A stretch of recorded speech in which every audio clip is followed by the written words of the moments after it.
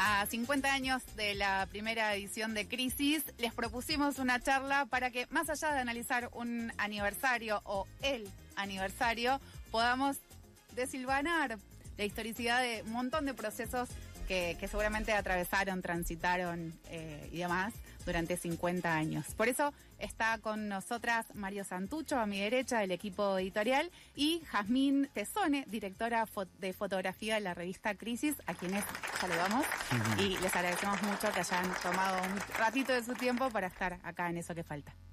Muchas gracias a ustedes por la invitación, un gustazo siempre estar acá. Bueno, antes que nada, ¿feliz cumpleaños o feliz aniversario? Era una duda que teníamos desde la producción. ¿Cómo se festeja esto? Es una buena pregunta, ¿no? Para empezar también, para empezar nosotros a cómo responder. Sí, las dos cosas. Las dos cosas. Bien, muy bien, me gusta. En este número de Crisis, estuvimos chusmeando, trajeron varias notas publicadas en el 73 y de algún modo hilaron hacia el presente con nuevos y nuevas autoras. La pregunta que tenemos para hacerles es, ¿cómo fue ese proceso de reencontrarse, quizás con la misma agenda, quizás también con las mismas preguntas? ¿Qué les pasó en este proceso? Bueno, la verdad que es un ejercicio que desde el principio, viste que esta es la tercera época, la que estamos haciendo nosotros desde la revista, y desde el número 1 mismo ya tuvimos que plantearnos cómo íbamos a relacionarnos con ese pasado, que es un legado también, y que es un pasado potente, ¿no? Siempre, por ejemplo, tuvimos como primer desafío, ya sabemos que nuestra época no va a ser tan buena como aquella, o sea, partíamos de ese piso, pero a su vez también eso nos liberaba para una relación más, ¿cómo decirlo? Una relación más libre también, nos liberaba para una relación más libre, más elegida por nosotros, digamos, ¿no? Y esto tiene que ver también con que algunos de nosotros venimos también de las políticas de la memoria y de cómo nos relacionamos encima con los 70, que también no es cualquier pasado, es un pasado especialmente significativo. Y entonces siempre tratamos de hacer eso, como de tener eso sí como un legado muy importante para nosotros, o sea, realmente constitutivo de nuestra historia, nuestra subjetividad, de todo, de nuestra afectividad también, pero que no sea una mochila. Y entonces, una de las primeras cosas que siempre decimos es no tener nostalgia. O sea, salir de la idea de nostalgia, y salir de la idea de la reverencia, y salir de la idea de lo lineal, ¿no? Entonces, tratamos siempre de construir por eso una relación más libre. Incluso, me acuerdo que en el número 1 dijimos, ¿por qué no utilitaria? ¿Por qué no tener una relación con el pasado que esté en función de lo que nosotros necesitamos? Crear, construir, pensar, aportar. Entonces, así también ahora, en general, tratamos de relacionarnos así con ese pasado, y ahora hicimos lo mismo, ¿no? Empezamos ya hace un tiempo, venimos dos compañeros específicos de la revista, Flor Badaraco y Juan Pablo Hudson, vienen releyendo los números viejos y vienen haciendo algo que se llama una sección que se llama Rescate Emotivo, y que es agarrar un contenido de aquella vieja edición y reflotarlo hoy para ver cómo suena. Pero en ese caso, casi, o sea, textualmente tal y como está. Esa es otra operación, claro, si se quiere. Y lo que hicimos esta vez ya fue algo más sofisticado, si se quiere, que es buscar contenidos de aquella época y actualizarlos. Entonces, por ejemplo, hay un informe sobre los medios de comunicación, quiénes son los dueños de los medios de comunicación, que en su momento hicieron Heriberto Muraro, sí, y alguien más, alguien también. Bueno, y ahora lo hicieron. Esperá que por suerte tenemos acá el archivo vivo de la revista, porque es cierto que vinieron con un montón de papeles y libracos que me encantaría revisar en este mismo momento. Oler también, ¿no? Oler. Y ahora los convocamos a Martín Becerra y Guillermo Mastrini, que son, bueno, dos muy importantes estudiosos de la comunicación hoy, y hicieron, bueno, ¿cómo sería pensar hoy el informe de quiénes son los dueños de los medios hoy? En la actualidad. Y entonces es muy interesante porque se ve la variación, ¿no? Y se ve la variación también de la propio formato de los medios. Y en cuanto a agenda, no tienen, más allá de pensar en un pasado como la pesada herencia o mochila, ¿no? Como, ¿qué pasa cuando hay temas que quizás son estructurales, como constitutivos de medios de comunicación? Digo, la producción de contenido, ese momento en el que se sientan y piensan en la agenda y los contenidos que van a trabajar, a tratar, a analizar. ¿Hay un hilo ahí? ¿Ven algo que decís, che, para esto, derechos humanos, ¿no? Por ejemplo, ¿es algo que nos motiva, que nos mueve, que qué? Me quedó algo pendiente primero de lo que decías de cómo actualizamos o cómo dialogamos con el material de la primera revista, que más allá de dialogar con estas notas como la de los medios o como la de el petróleo, el petróleo, el litio, y también sobre el teatro, que en su momento la escribió Viñas, y esta vez repensaron el estado actual del teatro Las Chicas de Piel de Lava. El desafío también era cómo trabajar gráficamente este número, ¿no? Y en ese sentido, con Rata Vega, que es el diseñador de la revista, y Ezequiel García, compañero editor de ilustraciones, algo que se había impuesto era, como las contratapas de las viejas, las tapas de las viejas crisis suelen ser nuestras contratapas actuales. Dijimos, llevemos esa forma a la tapa esta vez, y esa fue la decisión, que nos parecía que además para muchos lectores iba a ser como un lindo homenaje traerla a la tapa con nuestros contenidos actuales. Y después nos quedaba libre la contratapa, que era una pregunta, si la resolvíamos visualmente con alguna imagen que solemos intentar también, como cómo pensar un clima de época a través de una imagen, cómo darle visualidad a eso. No le encontramos la vuelta y de golpe apareció esta idea de imprimir la tapa de la Crisis 1, y fue medio imbatible. Así que, armamos como contratapa. Claro. La tapa del número 1 como contratapa y una tapa símil de aquella. Sí. Es un lindo ejercicio empezar por la contratapa de este número, porque empezás por ahí y después la abrís, empezás a navegar esas notas, y realmente un poco es lo que decía Chacha, como que hay un hilo conductor clave. Quizás no son las mismas preguntas, pero sí hay una agenda que se mantiene muy viva, ¿no? Es probable que también una empiece a imaginar, quizás son las mismas problemáticas que siguen vivas, ¿no? Que no están resueltas. Y ahí un poco aparece la editorial de este número, que está bueno esto que marcás, Mario, de no nostálgico, pero aparecen ahí como palabras muy fuertes o combinaciones de frases que a una le quedan ahí como dando vueltas, como esto del suicidio en masa, el otoño democrático, la degradación del trabajo y la desmitificación del progreso. Es fuerte, pero ahí la pregunta es, ¿no pudimos frenarlo a nivel, ahí sí haciéndonos una pregunta ya más de diagnóstico a nivel político, y si nos dimos cuenta tarde, ¿no? ¿Qué pasó ahí con este diagnóstico o esta lectura crítica que ustedes hacen en esa editorial? Bueno, vos decís con el surgimiento de la ultraderecha y con este momento... Sí. Sí, yo creo que no tomamos dimensión, del tipo de reacción que se estaba generando. Y creo, pero sobre todo, me parece que la reflexión es más una autorreflexión, ¿no? El nivel de impotencia al que hemos llegado en el campo popular, democrático, como queramos llamarle, que tiene mucho que ver con algo, con perder algo que creo que quizás sea el legado más interesante de los 70, precisamente, ¿no? Claro. Y en ese sentido está bueno pensar esta historicidad.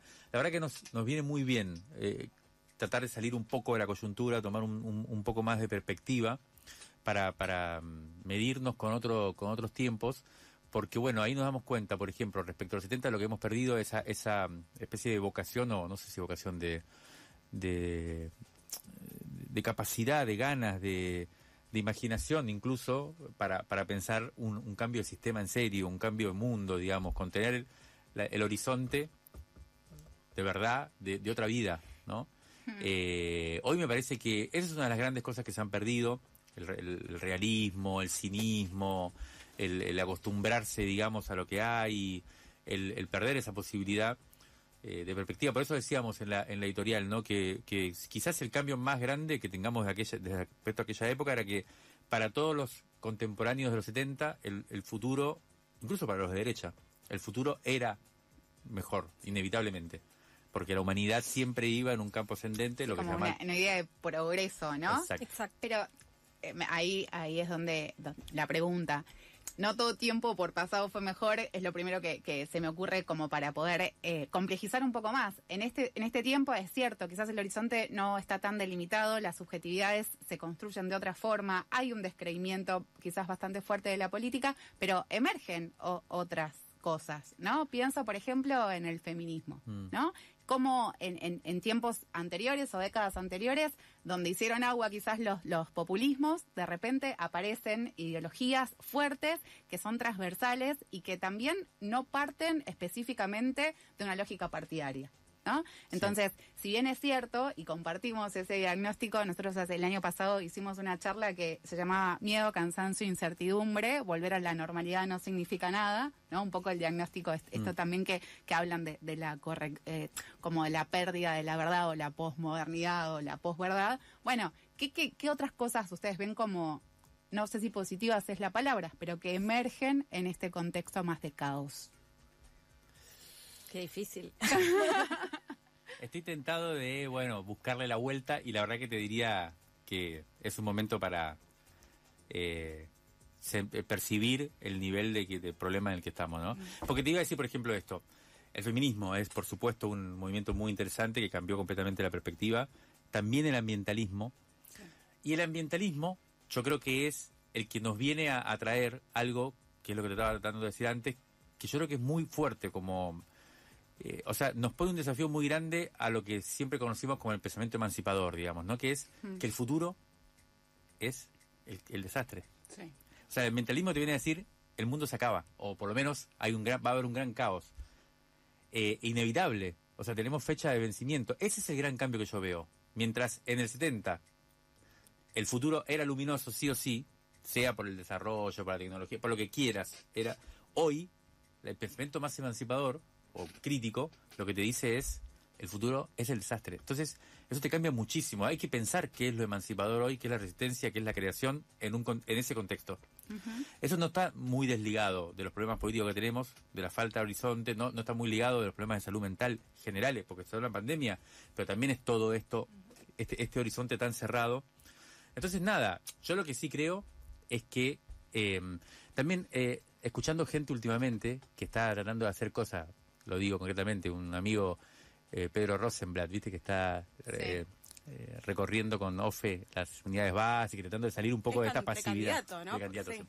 Y tratando de salirse un poco de esta pasividad y lo que dice es, está todo bien con nuestra generación, su generación, él habla, no es la mía, pero con que pasaba un montón de problemas, tenemos un montón de no sé qué, pero hubo generaciones que la pasaron peor y no andaban llorando por los rincones. A mí eso también sí me parece, como decir, está bien, viene una dura, pero todo el mundo vivió duras y la podemos bancar y podemos seguir adelante y hay que, ponerse las pilas. Me gusta ese desafío. Vuelvo un segundo sobre el número de este 50 aniversario y hay algo también bien interesante, que es muy interesante siempre en Crisis, que tiene que ver con la fotografía, ¿no? Con cómo está construido ese relato fotográfico. Y en este caso también recuperan algo, ¿no? Del 70, ¿es del 73? Sí, es del 73 de Facio, ¿no? Uh-huh. Sí. En general, la revista la revista antes era visualmente casi toda con ilustraciones. Claro. Después, en la segunda época, empezaron a aparecer algunas, tenía fotos, pero no era. Y lo que tratamos en estos años es tener como estos lenguajes, la ilustración y la fotografía, que convivan, pero que convivan además de una manera potente y sobre todo me parece que lo más interesante, más allá de este número, que yo que vengo de trabajar otros medios, es un espacio donde nunca tuve tanta libertad para trabajar, y eso está bueno, que tiene que ver con que las imágenes no están en su función como de ilustrar los textos, sino que puedan tener una mirada que agregue un sentido, una capa más, y que te sume a lo que ya estás leyendo en el texto. Entonces, que no sea como una repetición en el lenguaje de imagen de aquello que leíste. Y ese es como el desafío, que tenemos todos los números. Este número, lo que hicimos fue, está bueno que también trabajamos como con ciertos colaboradores que siguen trabajando y que de algún modo nos ayudan a construir el tono que nos gusta tener también. Como que me parece que algo de Crisis también está en encontrarle el tono. Entonces, ¿cuál es el tono de las imágenes? Y pensando cómo trabajar en diálogo con la revista de los 70, Sara Facio había publicado material, había hecho algunas entrevistas, publicó su libro a través de los cuadernos de Crisis y bueno, y preguntamos si podríamos publicar. Ella tiene este libro que se llama Perón, que tiene que ver con su cobertura entre el 72 y los 74 y el 74 digamos, hizo una cobertura muy exhaustiva con Alicia D'Amico de distintos eventos vinculados al peronismo. Desde el regreso de Perón hasta su Claro, muerte. del 72 al 74. Y bueno, es un libro enorme que fue, yo les decía a mis compañeros, ¿cómo hacer para en 8 páginas, que es el ensayo visual, tiene 8 páginas, cómo contar el peronismo y este libro en 8 páginas? Difícil, creo que algo llegamos, pero sí, fue interesante poder tener sus imágenes y también poder traer este contenido, porque en la Crisis 1 hay un material sobre Perón, y bueno, lo hacemos dialogar de esta manera. Algo que en relación a lo que decís, ¿no? Creo que en todas las ediciones de Crisis, y por un laburo que evidentemente es consciente, hay una relación muy fuerte entre la imagen como contenido político, ¿no? Como que la imagen, esto que decís, no complementa, sino que complejiza eso que quizás se dice en los artículos, en las editoriales, en las notas. ¿Cómo lograste eso, o cuáles son los debates que se dan dentro del medio como para que la imagen tenga ese lugar, ¿no? Porque es un debate que se está dando mucho ahora también. ¿Qué dice una imagen o cómo se construye, cómo se lee esa imagen? Sí. Sabemos que la imagen es polisémica, o sea, hay múltiples lecturas, pero bueno, se inscribe, no sé, hoy día tenemos miles de imágenes en las redes, hay una marcha, vemos las fotos, o se ilustra algo y tiene como por ahí esa función de crónica en el día y está bien esa función. En general, yo creo que lo que hacemos en la revista como operación es muchas veces subvertir el sentido de las imágenes, por lo menos desde lo fotográfico. Yo muchas veces para ilustrar una nota de actualidad me voy a imágenes, no sé, cuando hacíamos los dossiers, me acuerdo, dossier de inteligencia. No sé, visualmente cómo lo representás eso fotográficamente. Tal vez con el lenguaje y la ilustración podríamos darle una vuelta. Y entonces, por ahí el recurso es agarrar imágenes y trabajar con autores que además lo bueno es que se prestan a ese juego, que hicieron un trabajo fotográfico que, digamos, que tiene una densidad que puede por ahí dar cuenta de algo, de alguno de los conceptos que se trabajan en relación a las notas, en este caso de inteligencia, pero que no responden a, no sé, la típica imagen de la cloaca o no sé qué, que son las representaciones de los íconos como estereotipo, ¿no? Entonces siempre un poco es poner a jugar algunas imágenes que por ahí fueron hechas con un sentido y ponerlas a jugar con los títulos y con los textos para que digan otra cosa. Y ahí, en general, aparece algo nuevo, además. Totalmente. Me pasa mucho que estoy...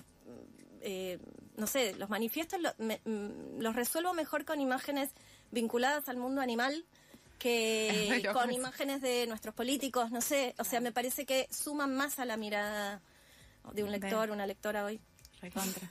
Hay algo que por lo menos acá en la tribu, y entiendo que en muchos medios comunitarios también sucede, que es la pregunta por a quién le hablamos y cómo lo hablamos, corriéndonos del lado marketinero del target, ¿no? Sino pensándolo efectivamente, quiénes son parte desde la lectura en el caso de Crisis, desde la escucha o la participación en el caso de una radio.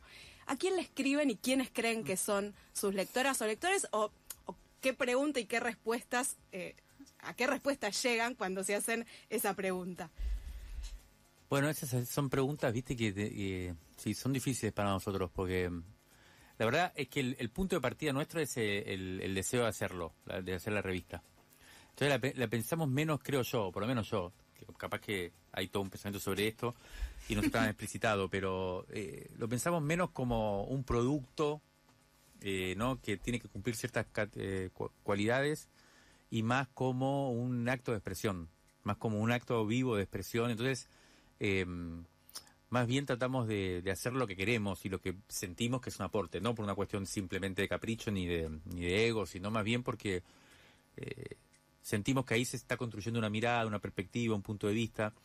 Y después es verdad que yo creo que me imagino que, a ver, yo diría dos cosas. Una, nosotros sabemos que no es un producto popular, que no es una cosa popular que puede ser como, que puede ser para un público absolutamente masivo. Eso lo asumimos, lo tenemos como punto de partida, y entonces sí imaginamos un lector más bien exigente, más bien crítico, pero sí sentimos que ese lector o lectora es bastante transversal. Entonces, sí tratamos, por ejemplo, no hablarle, tratamos de no ser nicho, de no quedarnos en una cosa de nicho, muy segmentada, pero a través de la transversalidad. No a través de un producto masivo que puede leer cualquiera o todos. Ojalá que sí, por supuesto. Pero la verdad es que sabemos que no, que es un material que te exige tiempo de lectura, que te exige, bueno, yo creo que la mayoría de nuestros lectores o lectoras no leen toda la revista, por ejemplo. Bien. Y eso es totalmente lógico. Antes no, antes era muy difícil encontrar eso. Bueno, y eso no es un problema para nosotros tampoco. Pero esa transversalidad es bien importante, porque a nosotros nos parece que yo quisiera, me imagino mucho gente joven leyéndola, pero que por supuesto que esté en una búsqueda, por ejemplo que tenga una relación con la lectura, que ya es un tema. Hoy la mayoría de los pibes y pibas no tienen una relación con la lectura. Pero también gente que no sea, por ejemplo, necesariamente de nuestro mismo pensamiento ideológico. Nos interesa mucho que nos lea gente de otros. ¿Pensás que eso se da, digamos? Porque Sí. también es un debate bastante importante en medios de comunicación. Che, Sí. no le hablemos siempre a los convencidos o convencidas, ¿no? ¿Cómo salir de Sí. eso que ya como música para tus oídos? Sí, bueno, voy a leer esto o Me escribe confirma, igual claro. de lo que Para mí yo se pienso. recontrada y eso es uno de los grandes, para mí una de las grandes satisfacciones o conquistas, diría yo.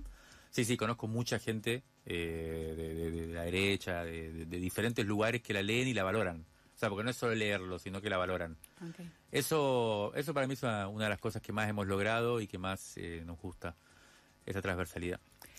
Después pensaba en relación al tema de los públicos, que la revista anterior a la 57, el título de tapa es en Disney, así que alguna invitación estamos haciendo. Un guiño. Por lo menos Algún algún guiño año hay. viajado, claro. El pende viejo, ¿viste? No queremos hacer los cancheros. No, bueno. Con todo lo que estamos hablando y el contexto, ¿no?, que hablábamos en el comienzo y esta pérdida de horizonte quizás más visible, ¿no? Y todo lo que conlleva eso, el permanecer 50 años es un montón, ¿no? Más allá y a veces el solamente permanecer parece como algo muy pasivo, pero en diferentes contextos y coyunturas se torna más activo. Es decir, están hace 50 años, independientemente de las generaciones, de diferentes grupos de gente que lo llevaron. ¿Cómo lo hicieron? ¿Qué herramientas piensan ustedes que pudieron ahí ir armando, elaborando como para perdurar? Sí, bueno, viste que también tuvo interrupciones, ¿no? Sí. La revista, pero es verdad que hay una duración de 50 años, nosotros la sentimos tal y la vamos a festejar. De paso, las invitamos al 2 de junio, viernes 2 de junio de la noche, en el Morán, ya está confirmado. Vamos a hacer un buen brindis por los 50 años, así que están más que invitadas. Y es recontra interesante, ¿no? Es un desafío tremendo tener esa primera época que, como siempre decimos, es mítica. Y creo que tiene un valor enorme eso de la duración, porque te das cuenta también, digamos, la pregunta para nosotros que siempre nos hacemos, sobre todo cuando hacemos la revista gráfica, porque también nosotros decimos, hoy ya Crisis es un medio de comunicación más complejo, porque también tiene como su vocación de contemporaneidad, que está bien, tenemos un programa de radio, tenemos redes sociales, tenemos newsletter, tenemos, no sé, audiovisual. La revista digital. La revista digital, tenemos la web, que también tiene mucha actividad, o sea, ya es jodiendo decimos, es un multimedio. Pero la verdad es que el corazón de del proyecto es la revista impresa, y es una especie como de punto de partida y punto de anclaje también, que nos da eso, nos da una historicidad y nos da la posibilidad de pensar una dinámica colectiva permanente, de construcción de un pensamiento colectivo, de construcción de una perspectiva. Yo creo que son las dos cosas, ¿no? Es un colectivo que además crece, que se renueva, que viene gente nueva también, eso es bien interesante, que está vivo en ese sentido, que está mutando, y además es sobre todo también la persistencia de un punto de vista. Yo creo que eso es muy importante. Y nos obliga cada 2 meses, además de toda la... En la cosa más cotidiana eso se pierde, creo yo, en la publicación. Sí. Yo creo que la construcción de un punto de vista que te obliga a mirar de determinada manera, a sostener... Mario, igual me la dejas ahí picando para decirte, bueno, ¿cuál es el punto de vista? ¿No? ¿Qué es lo que los estructura en cierto punto? Yo vuelvo un poco a lo que decía Mario antes, de que la revista por ahí no tiene como esa mirada única en relación a una idea. Había algo gracioso que en la revista de los 70 leí hace poquito que decía, nosotros no hacemos manifiestos, nosotros sí hacemos manifiestos, sí, claro. Pero, digamos, la revista es valorada por múltiples sectores. A mí me parece que esa posibilidad de no ir a escuchar o leer lo que ya imaginás que te van a decir es algo hoy. Y lo discutimos un montón, eso. Yo no sé cómo traducirlo, pero realmente en las reuniones de sumario, y además que las reuniones, la revista es la excusa para reunirnos, pero creo que es donde pensamos, y pensamos colectivamente. Entonces, eso es como un eje clave. Las tapas las discutimos un montón, o sea, ¿qué decir? ¿Cómo intervenir? No sé, ahí también construimos un punto de vista. Y después también también hasta los pequeños textos en las redes, cómo decirlo, ¿no? Como que se va mutando a los distintos formatos y demás, pero como que seguimos discutiendo, no sé. Yo creo que lo principal es la originalidad, un poco lo que decía Has. O sea, no repetir lo que ya se dice, o sea, salir de lo obvio. Ese me parece que es el principal desafío. Y hacerlo desde un punto de vista crítico. O sea, también tener yo creo que lo más que estamos haciendo hoy es tratar de expresar el malestar. Sí, de una manera... Sí, perdón, me meto desde afuera, ¿no? Y con una seriedad que está buena, digamos. Esa seriedad puede llegar a ser con respecto a investigaciones o preguntas más allá de certezas, ¿no? Uno cuando lee la revista tiene esa sensación de decir, bueno, se amplía el horizonte de posibilidades. Sí. Quizás no estoy convencida, quizás no estoy de acuerdo, pero de repente hay otra mirada y fundamentada. Que eso, desde afuera lo digo, para mí tiene que ver con la identidad de Crisis, o por lo menos lo percibo de esa forma. Sería crítica, originalidad y calidad. Sería. Bien. Sí. Ese sería esta síntesis. Nuestro intento. Y ahí vos decías algo como, bueno, el armar el sumario, armar las tapas, son momentos en realidad de discusión política y de pensamiento. Sí. Y yo soy curiosa, entonces quiero saber cómo es ese proceso. ¿Qué pasa en términos también de formación? Porque Mario recién decía, bueno, entra gente nueva a colaborar en la revista o en el proyecto, en el colectivo en general. ¿Cómo acompañan a esas nuevas personas? ¿Qué sucede en el plan de laburo? O sea, ¿cómo es un día a día en ese proceso de publicación? En los sumarios hay como múltiples propuestas.